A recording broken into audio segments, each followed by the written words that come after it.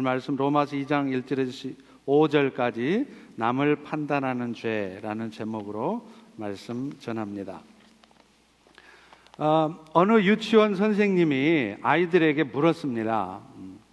어린이 여러분, 어른들이 과자나 선물 같은 걸 주면 뭐라고 대답하지요? 5글자로 대답해 보세요. 그랬어요.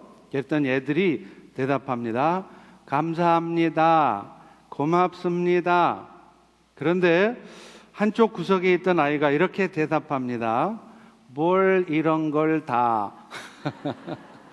지네 엄마 아빠가 하던 말로 대답한 것이죠.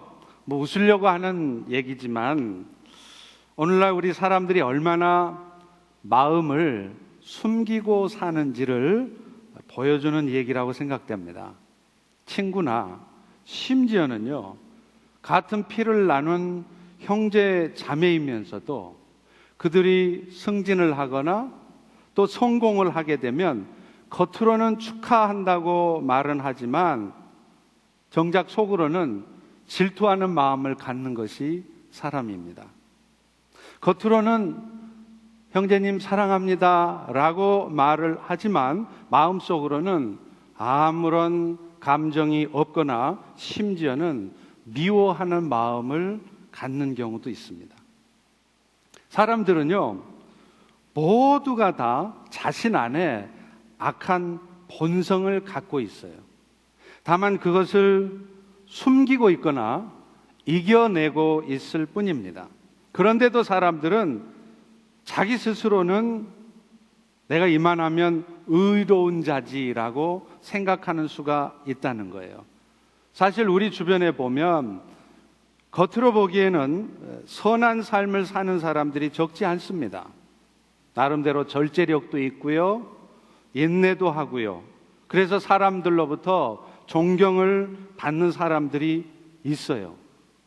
그런데 이런 사람들의 경우에는 죄와 심판에 관한 얘기를 하면 그 죄나 심판 얘기는 나하고는 아무 상관이 없는 말로 생각하기가 쉽다는 겁니다.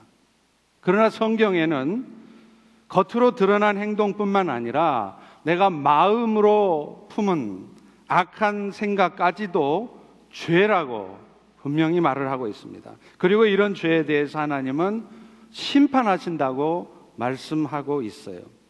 마태복음 5장 28절에도 보면 나는 너희에게 말하는데 음욕을 품고 여자를 보는 자마다, 음탕한 눈길로 여자를 보는 자마다 마음속으로는 이미 간음한 것이다, 이렇게 말합니다. 또요, 마태복음 5장 22절에 보면 형제에 대해서 노하는 마음을 갖는 자마다 심판을 받고 형제를 저런 미련한 놈이라고 말을 하는 자는 지옥불에 들어가게 된다, 이렇게까지 말씀을 하고 있어요. 무슨 말입니까? 사람들은 겉으로 드러난 행동만 문제 삼지만 우리 하나님은 마음의 중심을 보십니다. 그리고 그 마음에 악한 생각을 품고 있다면 그것 자체를 죄로 보시고 그 죄에 대해서 심판하신다는 것이에요. 그런데 이렇게 스스로가 선하고 나름대로는 이만하면 의로운 삶을 살지 하고 생각하는 사람들이 범하기 쉬운 진짜 죄가 있습니다. 그것은 곧 남을 판단하는 죄예요. 오늘 본문 1절과 2절을 다시 한번 읽어보겠습니다. 시작.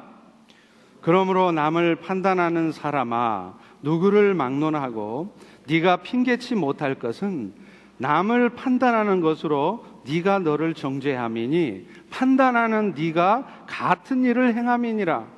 이런 일을 행하는 자에게 하나님의 심판이 진리대로 되는 줄을 우리가 아노라. 나름대로 자기는 착하게 산다고, 이만하면 제대로 산다고 생각하는 사람들이 범하기 쉬운 가장 큰 죄가 바로 마음으로 판단하는 죄입니다. 완벽주의적인 성향이 있는 사람들이 자칫 가장 빠지기 쉬운 일이 뭐냐면 바로 연약한 모습으로 살아가는 사람들, 자기는 완벽하게 열심히 최선을 다해서 살고 있는데 그렇지 못하고 어영부영 인생 사는 사람들을 판단하는 것입니다. 오늘 본문 1절에도 보면 스스로 선하다고 생각하는 사람들을 남을 판단하는 사람아 이렇게 부르고 있어요. 사실이요, 우리 주변에도 늘 판단하는 마음을 품고 또 판단하는 말을 잘 하는 사람들을 보면 그 자신이 인생을 엉망으로 사는 사람들은 별로 없습니다. 실제로 남보다는 성실하게 살고 인생을 제대로 살고 있다고 생각하는 사람들이 남을 판단하는 경우가 많아요. 그런데요, 사실은 우리가 이렇게 남에 대해서 쉽게 판단하게 되는 진짜 이유는요, 우리 모든 사람들이 갖는 악한 본성 때문이라는 거예요. 사람들은 날 때부터 자신도 모르는 사이에 자신의 기준으로 모든 것을 판단하고 생각하는 경향이 있어요. 여러분, 이것이 사실은 죄라는 겁니다. 죄는 간음하고 살인하고 이것만이 죄가 아니라 하나님을 떠나서 하나님과 멀리하면서 사는 게 그게 죄예요. 그리고 하나님을 떠나 있는 사람들에게 나타나는 특성은 모든 것이 자기중심적이라는 거예요. 내가 지금 판단하고 있는 것이 나중에 보면은요, 그게 반드시 정확한 것도 아닙니다.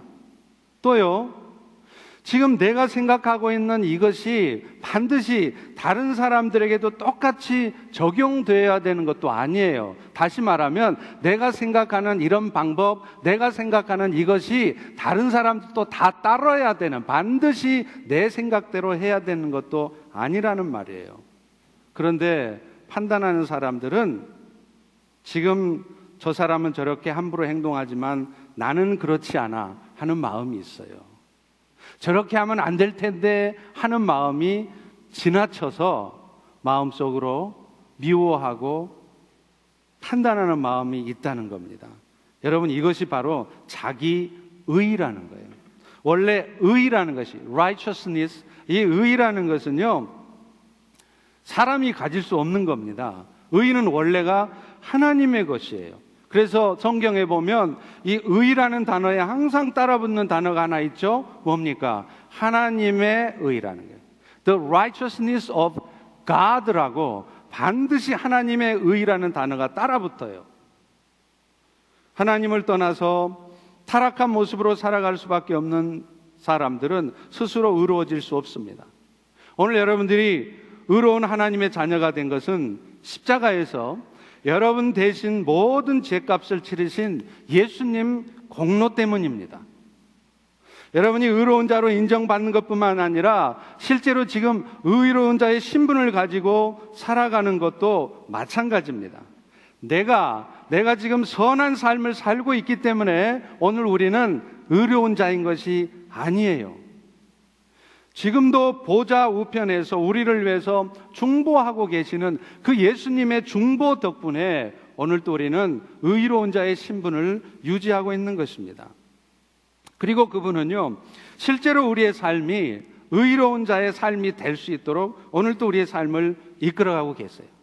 여러분이 그것을 의식하든 의식하지 않든, 여러분이 그것을 동의하든 동의하지 않든, 하나님은 여러분의 의지와 상관없이 여러분의 삶이 오늘도 하나님 앞에 실제로 의로운 삶이 될 수 있도록 이끌어 가신다는 거예요.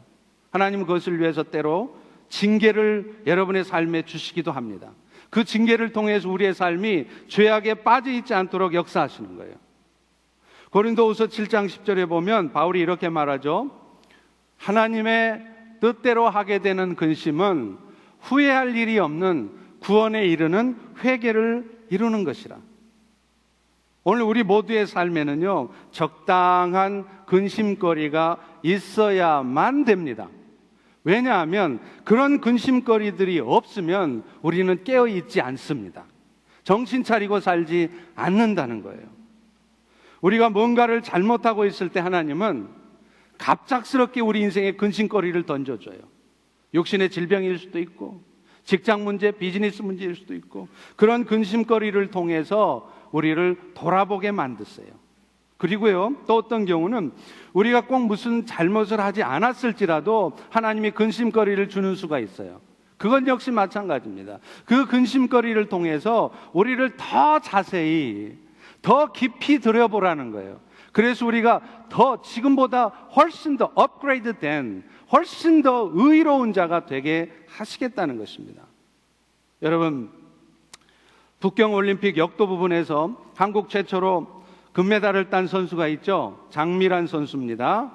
이 장미란 선수는 아시다시피 아주 신실한 크리스찬이에요. 이 장미란 선수 역시 자라면서 근심스러운 일을 많이 겪었답니다. 아마 말 안 해도 대충 상상이 가실 겁니다. 다른 여자 아이들보다는 이 장미란 선수는 몸집이 배나 커요. 2배나 커요. 언젠가 그 배드민턴의 이용대 선수하고 이 장미란 선수가 함께 섰는데 장미란 선수 얼굴이 2배는 더 크더라고요. 여러분, 여자로서 얼마나 마음에 상처가 많았겠습니까? 저는 물론 얼굴이 작기 때문에 얼굴 큰 사람들의 아픔은 잘 몰라요. 하지만 저희 아내가 저랑 사진 찍을 때면 항상 자기 얼굴이 작게 나오게 하려고 자꾸 제 뒤에 서는 것을 보면 여자들한테 얼굴이 크다는 것이 얼마나 아픔인지는 제가 알 것 같아요. 그런데 장미란 선수는 이렇게 고백합니다. 자신의 그런 신체의 연약함이 있었기 때문에 자신은 늘 하나님을 붙들 수밖에 없었다는 거예요. 정말 견디기 힘든 상황에서도 자기가 절망하지 않고 포기하지 않을 수 있었던 이유는 바로 그런 신체의 연약함 때문에 하나님과 더 가까워질 수 있었기 때문이라고 고백합니다. 여러분, 오늘날 우리 모두가 의로운 자로 인정받고 오늘 또 여러분이 실제로 의로운 자로 살아갈 수 있는 것은 결국 하나님이 하신 일입니다. 우리의 노력으로 된 것이 아니라 순전히 처음부터 끝까지 하나님의 은혜예요. 그것을 분명히 기억한 사람이라면 다른 연약한 지체를 함부로 평가하고 함부로 판단할 수는 없는 것입니다. 누가복음 18장 9절에서 13절에 보면 두 종류의 사람 얘기가 나오죠. 하나는 바리새인이고 또 하나는 세리예요. 세관원. 두 사람이 각각 성전에 올라가서 기도를 하는데요. 기도하는 내용이 달라요. 바리새인은 이렇게 기도합니다. 하나님, 나는 다른 사람들과는 다르게 남의 것을 빼앗거나 불의하거나 간음하는 자들과 같지 않습니다. 저 세관원처럼 남의 돈을 빼앗는 사람도 아닙니다. 이렇게 살게 하신 것을 감사합니다. 나는 일주일에 2번씩 금식하고 또 소득의 11조도 잘 내고 있습니다.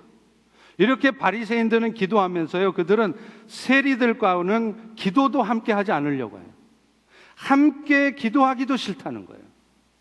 그런데요, 세리는 어떻게 기도합니까? 하나님, 불쌍히 여겨 주시옵소서. 나는 죄인입니다. 감히 눈을 들어서 하나님을 우러러 볼 수도 없어서 가슴을 치면서 세리는 이렇게 기도를 했어요. 그런데 오늘 우리 믿는 그리스도인들 가운데도 바리새인과 같은 모습의 사람들이 참 많습니다.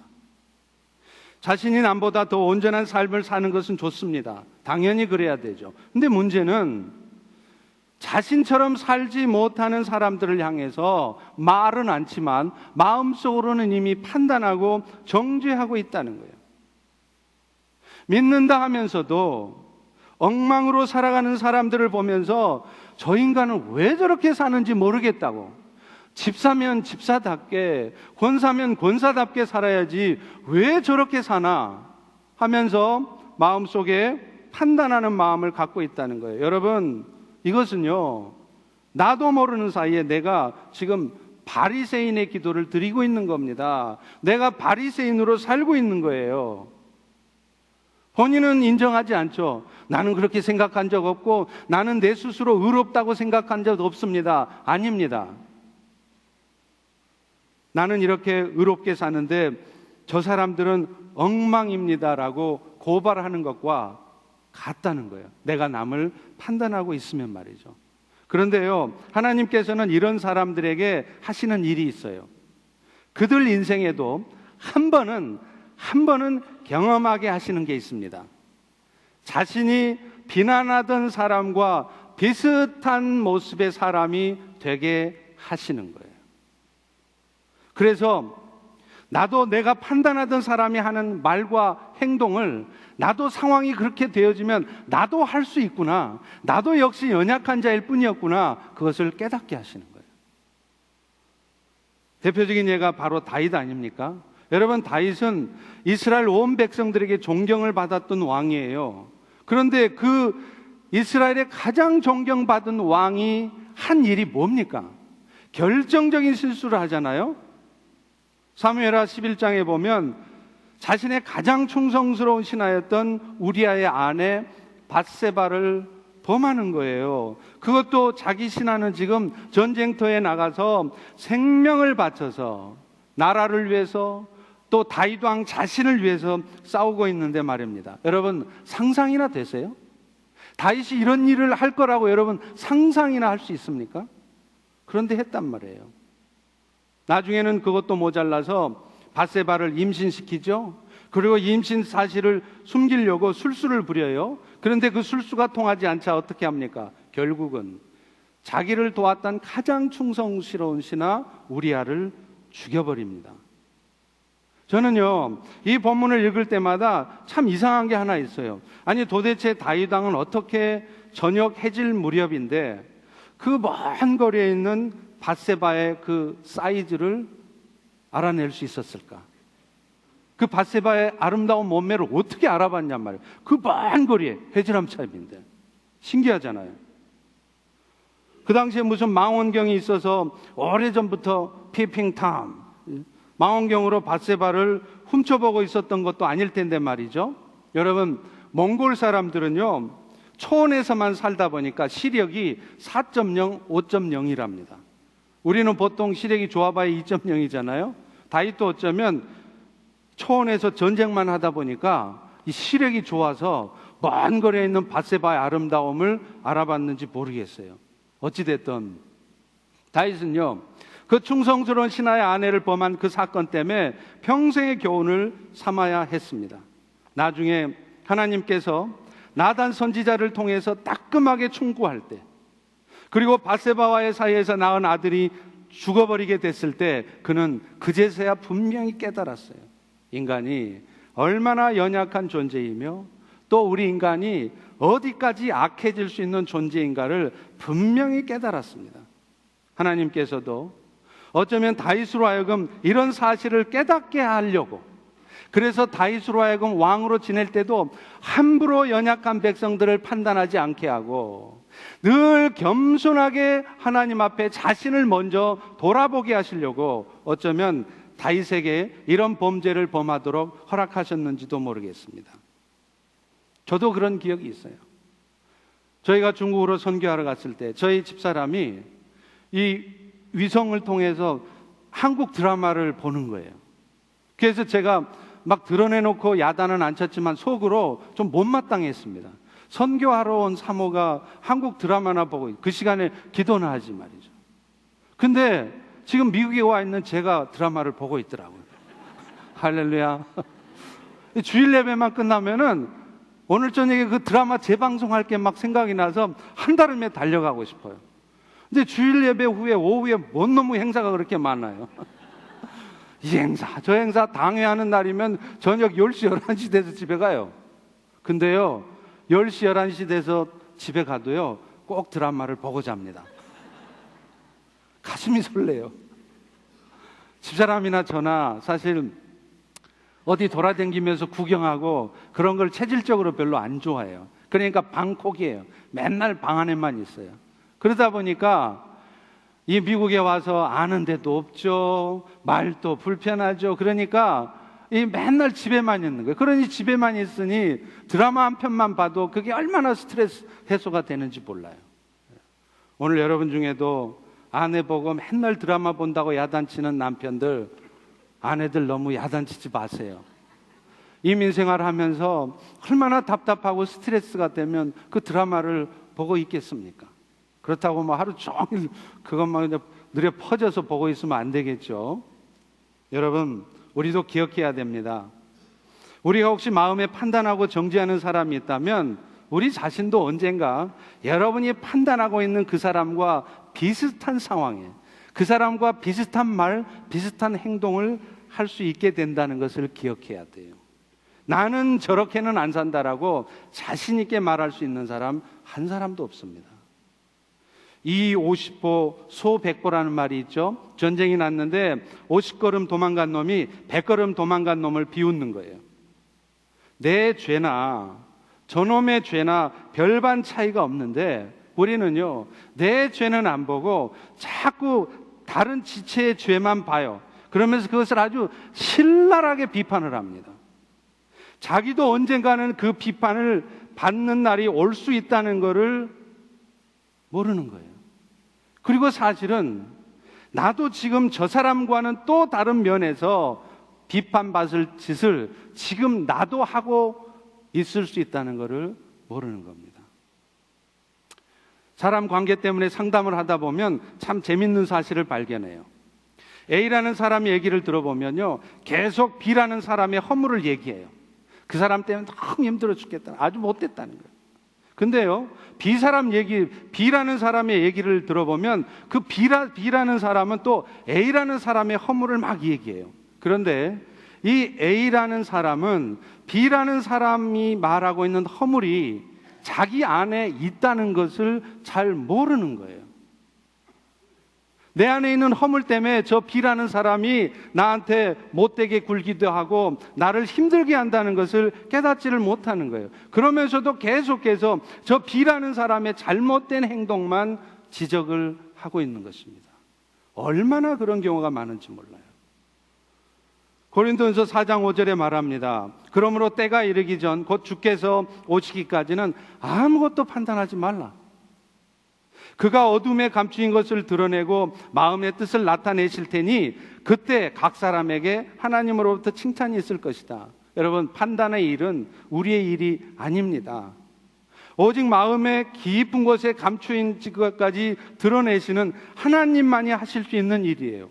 나는 그저 내 할 일 열심히 하고 있으면 돼요. 그러면 하나님은 우리의 선한 일에 대해서 칭찬을 해주실 것이고, 그리고 내가 보기에 저건 참 잘못됐다, 저놈 참 악한 놈이다 라고 하는 그 악한 일에 대해서는, 잘못된 일에 대해서는 하나님께서 친히 심판하실 것이라는 거예요.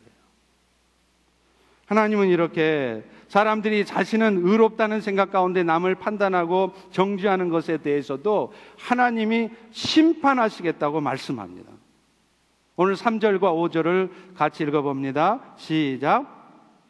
이런 일을 행하는 자를 판단하고도 같은 일을 행하는 자들아, 하나님의 심판을 피할 줄로 생각하느냐? 내 고집과 회개하지 아니하는 마음을 따라 진노의 날, 곧 하나님의 의로우신 심판이 나타나는 날, 그 날에 임할 진노를 지금 네가 쌓고 있다. 사람들은요, 남의 허물을 판단하는 말을 하면서 사실은 지금 그 순간 자기도 죄를 짓고 있다는 걸 모르는 거예요. 나는 내가 의롭게만 살고 있으면 지금 남의 잘못을 판단하는 말을 하는 것이 그 자체가 죄가 된다는 걸 모르는 겁니다. 그런데 하나님 뭐라 그러냐면, 판단하고 있는 너도 지금 죄 짓고 있다. 그리고 네 죄에 대해서도 내가 책임을 물을 것이다 라고 말을 하고 있다는 겁니다. 그런데요, 이렇게 우리가 남을 판단한다고 하는 것이 죄악이 되는 이유가 무엇이냐 하면, 남을 판단하는 것 자체가 하나님의 인자하심과 길이 참으심을, 하나님의 은혜를 무시하는 꼴이 되기 때문에 그렇습니다. 오늘 본문 4절을 같이 한번 읽어볼까요? 네, 시작. 인자하심이 너를 인도하여 회개하게 하심을, 그의 인자하심과 용납하심과 길이 참으심이 풍성함을 멸시하느뇨. 우리가 하나님의 자녀가 돼서 구원을 얻게 된 것도 사실은요, 하나님이 우리를 길이 참으셨기 때문에 그래요.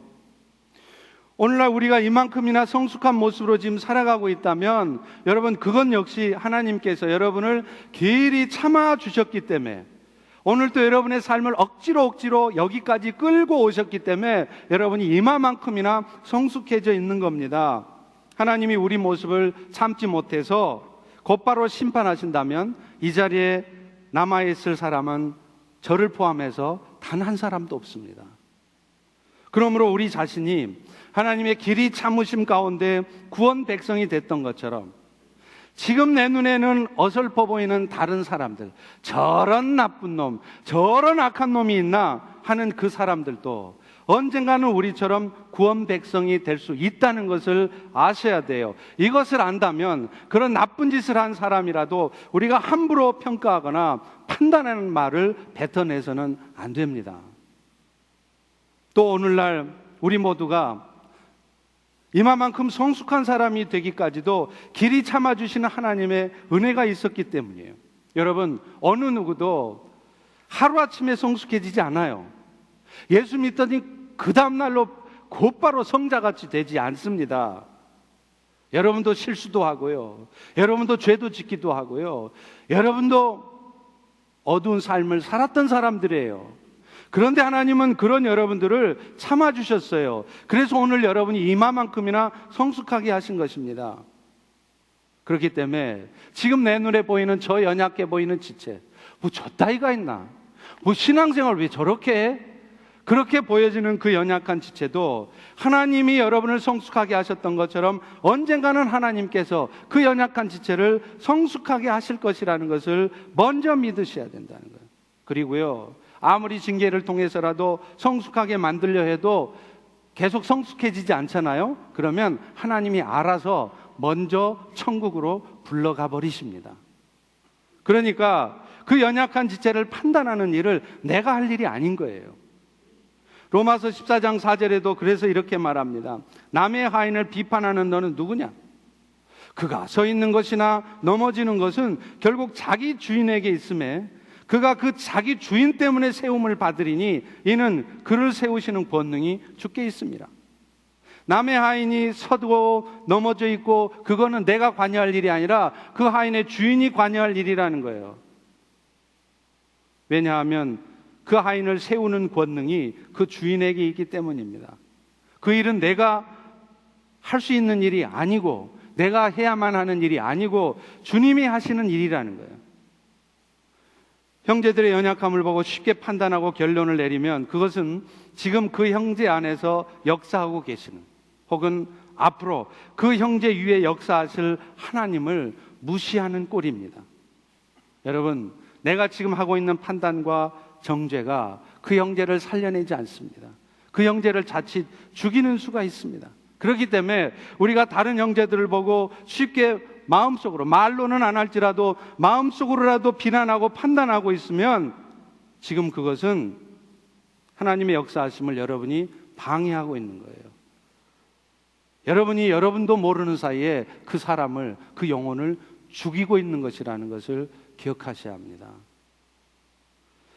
사실 우리가 누군가를 판단하는 가운데서 따져주고 싶은 마음이 들 때가 있잖아요. 아, 저런 놈은 내가 본때를 좀 보여줘야 돼, 따져줘야 돼 라는 생각이 갖는 경우가 있는데요, 그게요 사실은 대부분 내 감정이 잘 다스려지지 않아서 그런 경우가 많습니다. 말로는요 이렇게 해요. 내가 너를 위해 사는 말인데 말은 그렇게 하지만 사실은 정작 내 마음이 불편해서 하는 말인 거예요. 그런 경우가 훨씬 더 많아요.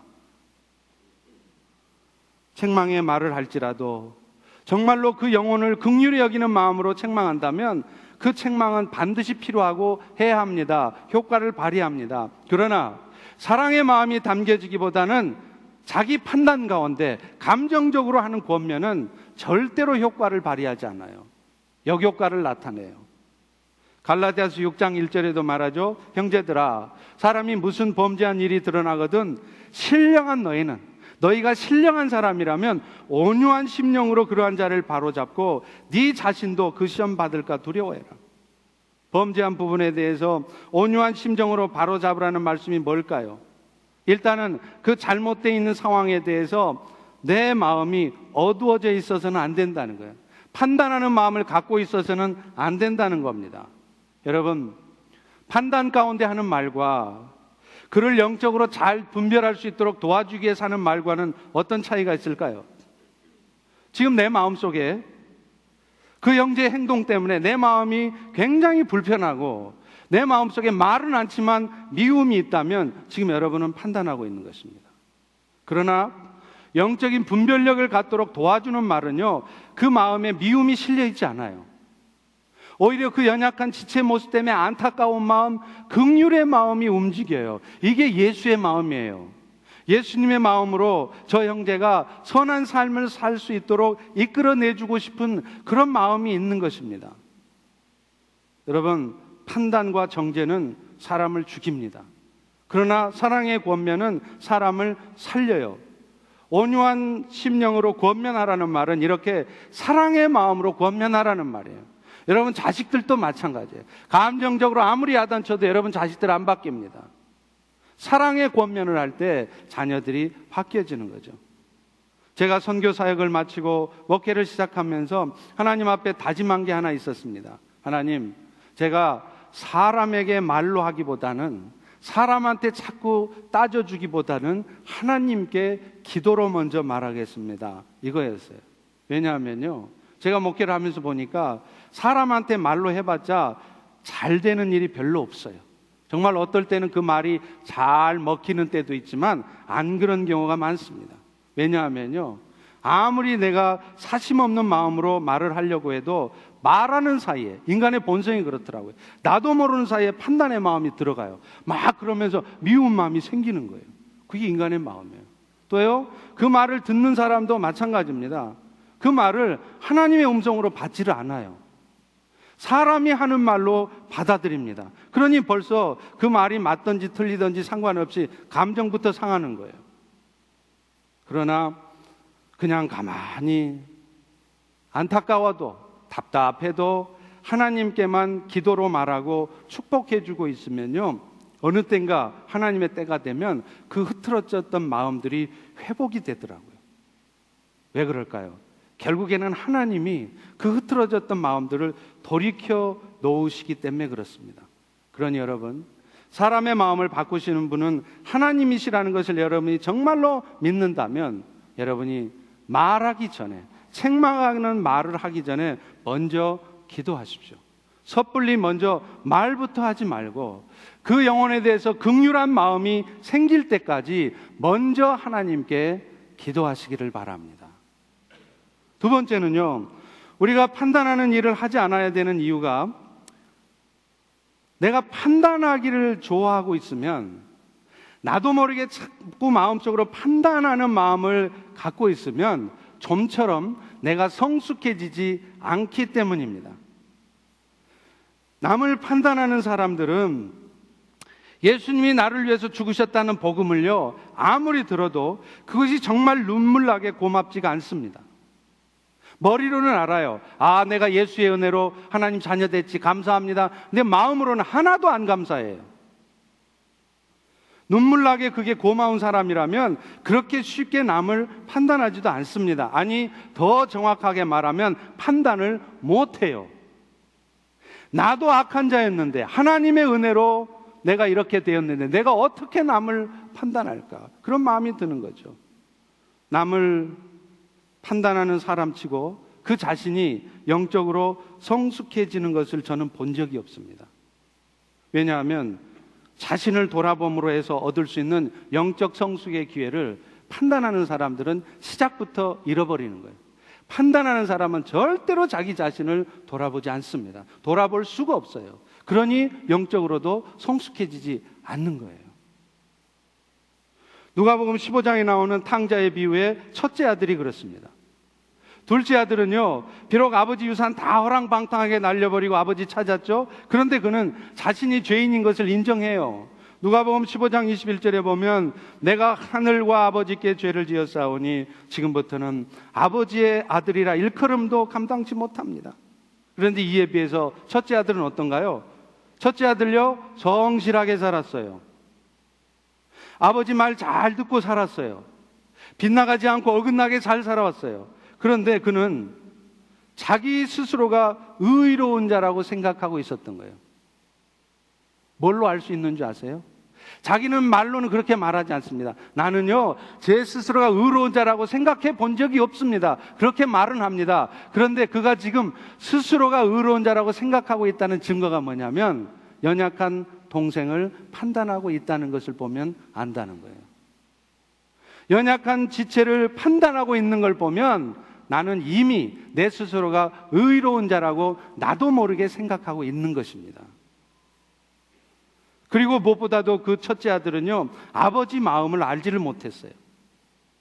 그러다 보니까 자신을 위해서는 단 한 번도 잔치를 베풀어 주지 않은 아버지의 처사를, 아버지의 행동을 이해할 수가 없는 거예요. 그러니 아버지 하는 일마다 불만입니다. 결국 남들은 다 기뻐하고 함께하는 잔치에 이 첫째 아들은 함께 하지도 못합니다. 혼자만 저 어두운 마음 가운데 사로잡혀서 거기 어둠에 빠져 있는 거예요. 여러분, 판단의 죄를 범하면 안 되는 이유가 그 자체가 죄일 뿐만 아니라 판단은 나도 모르게 나를 성숙하는 것을 방해한다는 거예요. 그리고 무엇보다도 내가 오늘 또 신앙생활을 하면서 기쁨 가운데 신앙생활을 하지 못하게 만들어버려요. 오늘 또 여러분이 어떤 이유에서건 지금 기쁨으로 신앙생활을 하지 않고 계시다면, 나도 모르는 사이에 어둠에 빠져 있다면 그 이유가 혹시 여러분도 모르는 사이에 다른 연약한 지체를 판단하고 있기 때문은 아닌지 돌아보셔야 합니다. 하나님은 어떤 사람을 기뻐하실까요? 첫째 아들처럼 의로운 자의 삶을 살고 있지만 남을 판단하는 사람들보다는 둘째 아들처럼요, 하나님 앞에 늘 겸손한 모습으로 먼저 나오는 자들을 기뻐해요. 주여, 저는 아버지를 떠나서 제 뜻대로만 살던 사람입니다. 이런 제가 누구를 비판하고 누구를 정죄하겠습니까?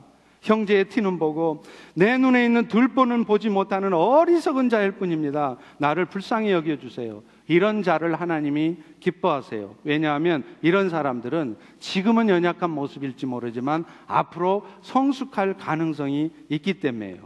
그런데 반대로 남을 마음으로 판단하고 있는 사람들은 그 스스로가 성숙할 기회를 박탈당해서 성숙해지지도 않을 뿐더러 영적으로도 퇴락하는 수가 있다는 것입니다. 사랑하는 성도 여러분, 오늘 이 시간에 여러분 안에 숨겨져 있는 악한 본성들을 고백하면서 하나님, 나는 아무것도 아닙니다. 내가 옳다고 생각했지만 그것도 나의 생각일 뿐이었습니다. 나는 아무도 판단하거나 정죄할 자격이 없습니다 하고 오히려 하나님의 긍휼을 구하시기 바랍니다. 그럴 때 어떤 일이 생기냐면요, 여러분 마음속에 있던 견고한 진이 무너지는 거예요. 여러분, 견고한 진이라는 게 뭔지 아세요? 나도 모르는 사이에 내 마음속에 응어리져 있는 딱딱해진 마음이에요.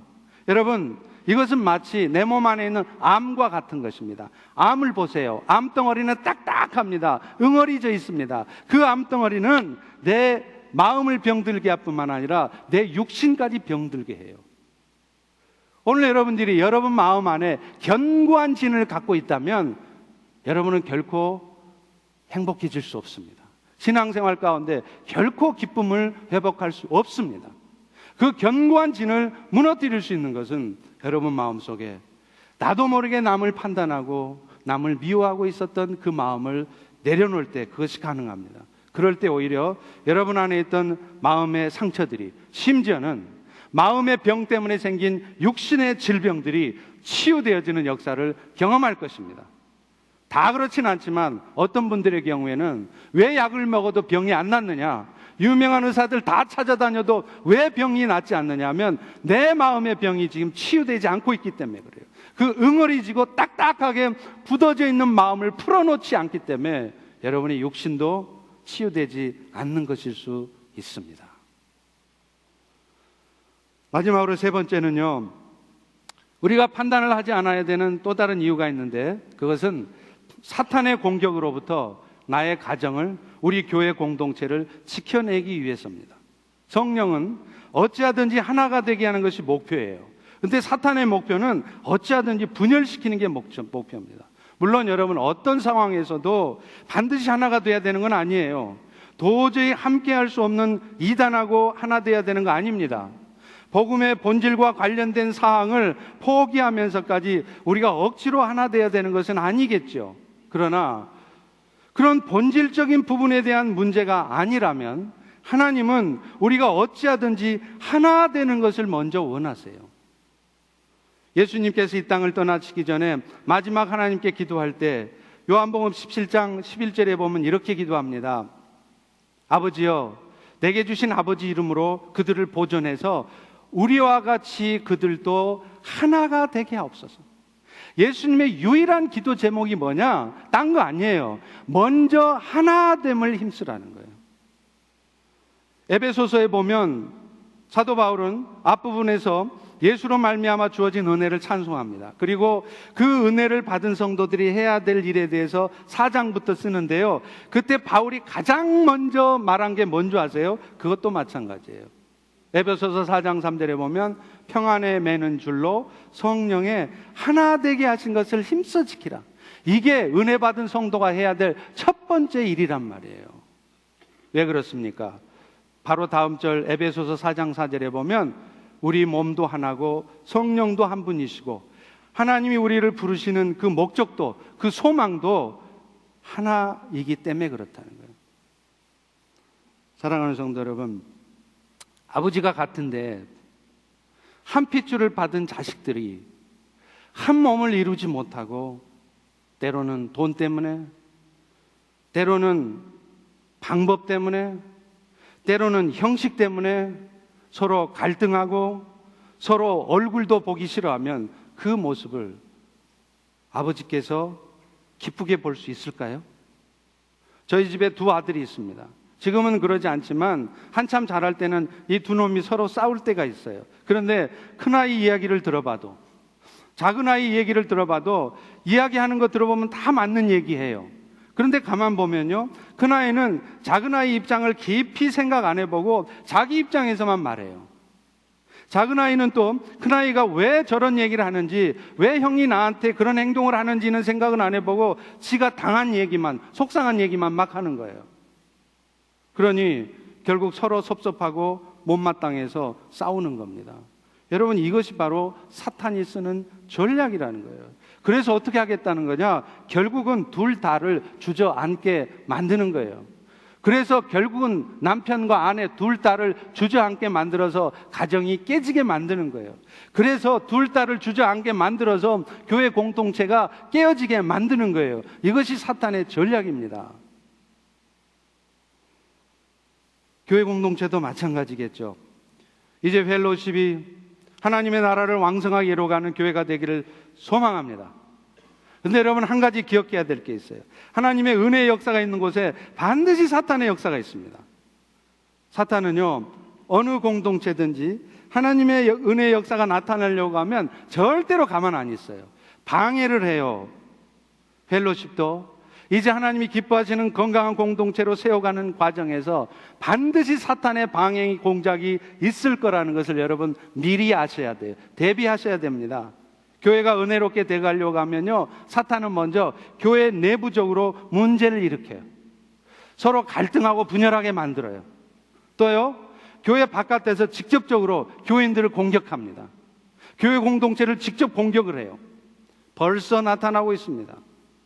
말씀드렸던 것처럼 지난주에 우리 버지니아 캠퍼스에 금고가 도난을 당했습니다.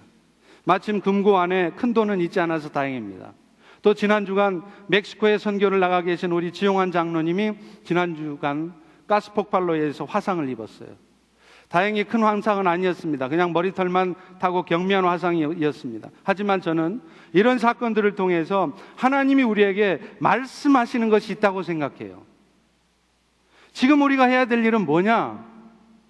은혜의 역사를 방해하는 사탄의 어떤 공격에도 흔들리지 않도록 영적으로 깨어있는 것입니다. 베드로전서 4장 4절에도 말하죠. 그러므로 너희는 정신을 차리고 근신해서 기도해라. 이런 일들 앞에서 염려하고 속상해할 일 아니에요. 남 탓이나 하고 있을 일이 아닙니다. 그렇다고 아무것도 아닌 일처럼 그냥 쉽게 받아들여서도 안 돼요. 하나님이 이런 일을 통해 우리 모두가 깨어서 기도해야 할 때라는 것을 알려주시는 것입니다. 그러므로 지금 우리가 할 일은 어떤 영적 공격에도 흔들림 없이 나아갈 수 있도록 깨어서 기도하는 것입니다. 그것을 위해서 우리는 교회 내부적으로도 서로 갈등하거나 분열이 되어져서는 안 됩니다. 교회 내부적으로 일으키는 사탄의 공격도 마찬가지예요. 여러분, 사탄이 잘 써먹는 방법은요, 교회 구성원들끼리 서로 갈등하게 만들어서 결국은 하나됨을 깨트리는 거예요. 그때 사탄이 가장 잘 써먹는 방법이 뭔지 아세요? 판단하게 하는 겁니다. 자신의 기준을 따라서 상대편을 판단하게 만들고, 나는 분명 옳은 얘기했고 옳은 행동하고 가고 있는데 결국은 그 일 때문에 서로 미워하고 갈등하게 만드는 거예요. 다시는 얼굴도 마주하고 싶지 않게 만드는 겁니다. 그래서 결국은 교회 공동체가 더 온전한 모습으로 바뀌는 것이 아니라 오히려 그 일 때문에 모두를 주저앉게 만들어버려요. 이것이 사탄의 전략입니다. 고린도후서 2장 10절과 11절에도 이런 말씀이 있죠. 내가 만일 용서한 일이 있으면 용서한 그것은 너희를 위해서 그리스도 앞에서 한 것이니 이는 우리로 사탄에게 속지 않게 하려 함이라. 용서하는 이유가 뭐냐면 사실은요, 사탄의 계략에 안 넘어가려고 한다는 거예요.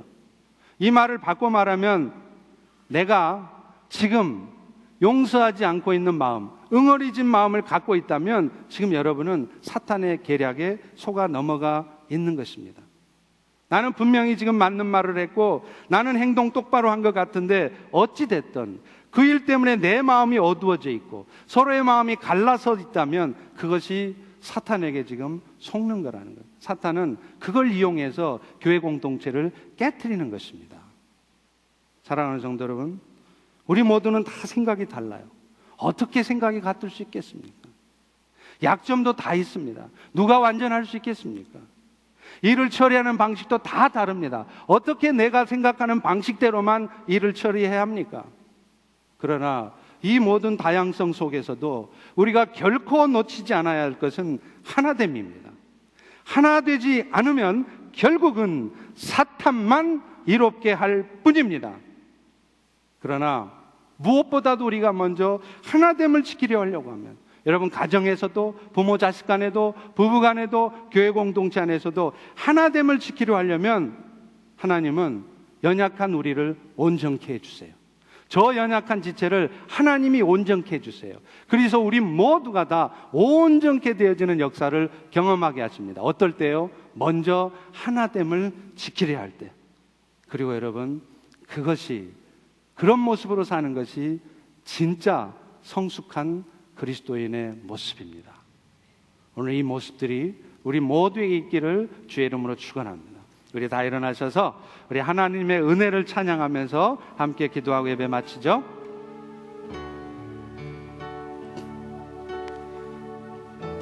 찬양을 모르시면 그냥 가만히 들으세요. 그 가사를 음미하면서 기도하십시오. 시작됐네 우리 주님의 능력이 나의 삶을 다스리고 새롭게 하네. 아멘. 자유하네. 죄와 사망으로부터 나의 삶은 변하고 충만하네.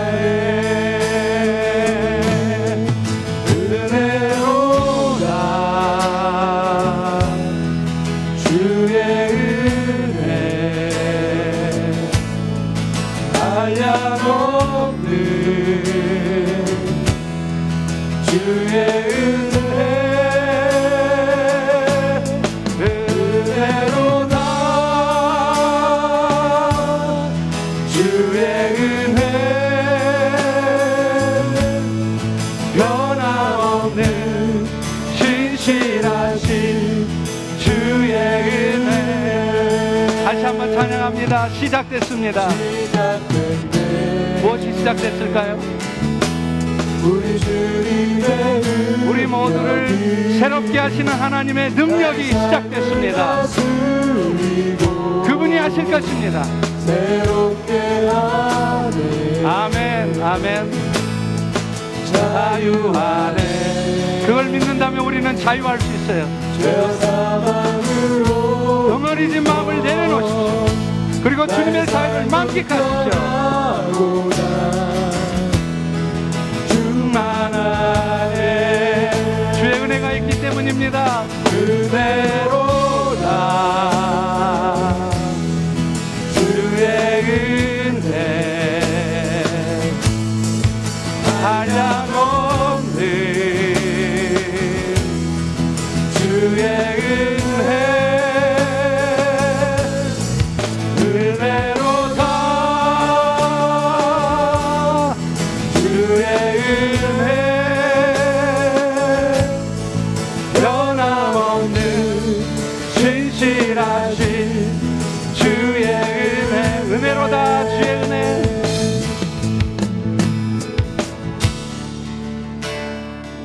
이 시간에 우리 같이 한번 기도하겠습니다. 그렇습니다. 하나님의 은혜가 오늘 또 우리를 붙들고 있어요. 여러분 인생을, 여러분의 자녀를, 때로는 여러분의 마음을 많이 힘들게 하고 어렵게 하는 여러분의 남편의 삶을 은혜로 붙들고 계세요. 우리 교회 공동체 안에도 뭔가 좀 연약해 보이는 지체의 삶을 지금도 하나님의 은혜가 붙들고 있습니다. 우리에게 먼저 필요한 것은 그 은혜를 기대하는 거예요. 그 은혜의 역사가 있을 것을 믿으시는 거예요. 그걸 믿는다면 우리는 함부로 판단하는 마음을 갖기보다는 먼저 격려하는 말을 하게 돼 있습니다. 괜찮아, 너도 변할 수 있어. 하나님 반드시 변하게 하실 거야. 축복하는 말을 할 수 있습니다. 그럴 때 여러분 가정이 회복됩니다. 여러분 삶이 회복됩니다. 우리 교회 공동체가 회복됩니다. 오늘 우리에게 필요한 것은 판단의 마음, 판단의 말이 아니라 하나 되는 마음으로 축복하고 격려하는 거예요. 왜요? 주의 은혜가 있기 때문입니다. 주님, 이 시간 그 주님의 은혜를 내가 사모합니다. 기대합니다. 나를 바꿔주시고 우리 교회 공동체를 바꿔주시고 우리 가정을 회복시켜 주시옵소서. 우리 통성으로 같이 한번 기도하겠습니다.